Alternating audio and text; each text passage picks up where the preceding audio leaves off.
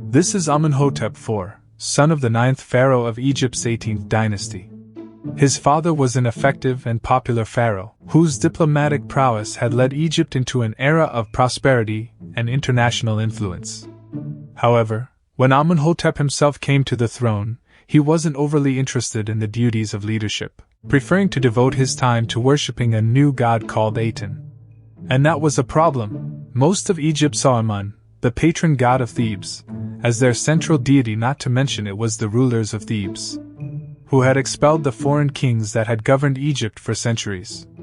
It was the rulers of Thebes who had founded the dynasty to which Amenhotep belonged. And it was the rulers of Thebes who had established what we now call Egypt's new kingdom. Aten, on the other hand, initially started as an aspect of Ra, the sun god. He was just the sun. And he was not loved as much as Amun. But for whatever reason, Amenhotep gave his devotion to Aten above all others. And this young pharaoh took no time in displaying that devotion. Thank you for supporting my channel with your likes when I ask you like right now. Don't forget to subscribe to the channel and press the bell. Thank you, bro. Let's move on. In his early reign, he preoccupied himself with raising temples to Aten. First at Thebes, then at Karnak, even though those sites had previously been dedicated to Amun. It's a little presumptuous, but he is a pharaoh after all. In the 5th year of his reign, Amenhotep officially changed his name to Akhenaten.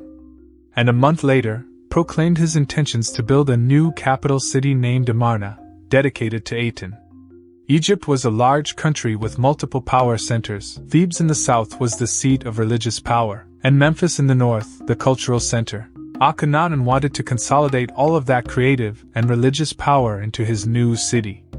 After 4 years of building Akhenaten with his family and courtiers moved to still unfinished city, and this act there was one good reason. Akhenaten strongly worried about organized opposition to his rule.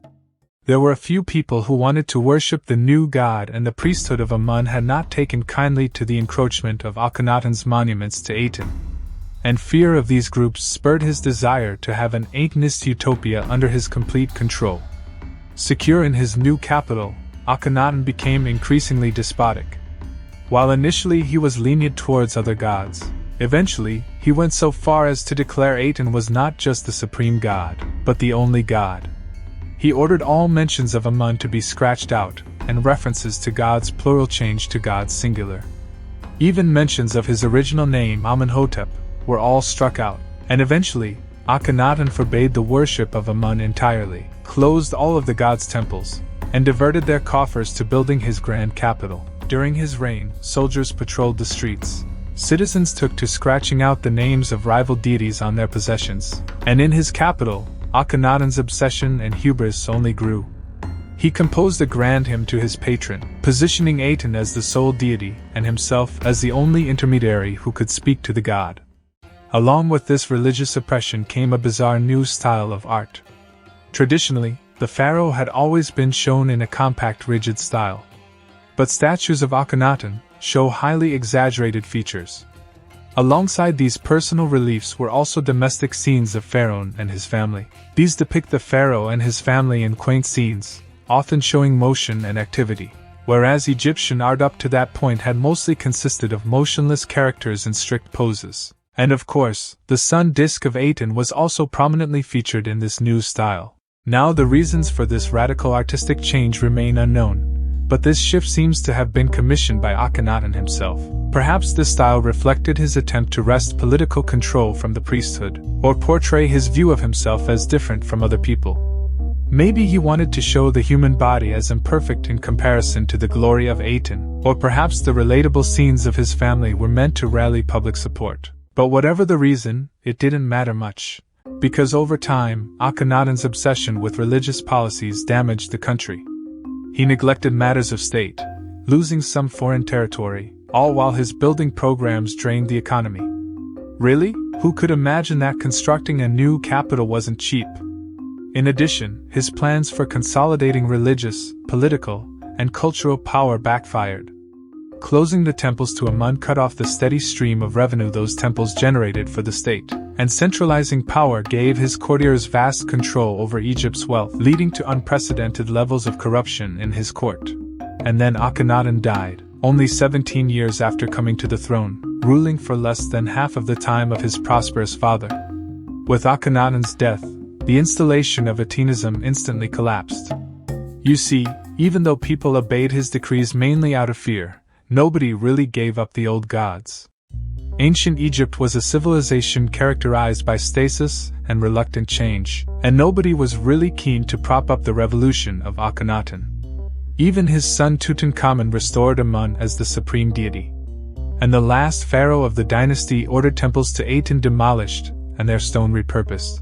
And he also divided legal power back between Thebes and Memphis as they had resided before. Finally, he wiped Akhenaten from history, erasing the pharaoh and his successors from the official list of kings.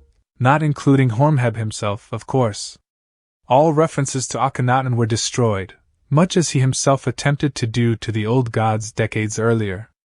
And great city of Amarna was abandoned. So if all the memories about Akhenaten were erased, you're probably thinking, how did we even make a video about this guy? Well, Akhenaten remained lost from history until almost the 20th century, when by chance, a local woman digging in the desert found a cache of over 300 cuneiform tablets detailing the royal correspondence of the lost king, and this discovery led archaeologists to recognize the significance of the ruins at what they now realized was Akhenaten's capital. So was Akhenaten a dictator, a revolutionarist, or a dreamer? Perhaps he was just a false prophet, whose obsession led to his own ruin, labeled as a tyrant by his own subjects. No one can know for sure. But what we do know is that he was one of the first, if not the first, pharaoh to ever break away from ancient Egypt's rigid traditions. And for this, millennia later, the historian James Henry Breasted decided to give him a new title, one that granted perhaps ignores his faults as a leader, but nonetheless fits in well due to his effort to bring about change to ancient Egypt's static culture. Akhenaten, the first individual in history. If you liked the video, subscribe and write in comments which topics you want to see next. Thank you, bro.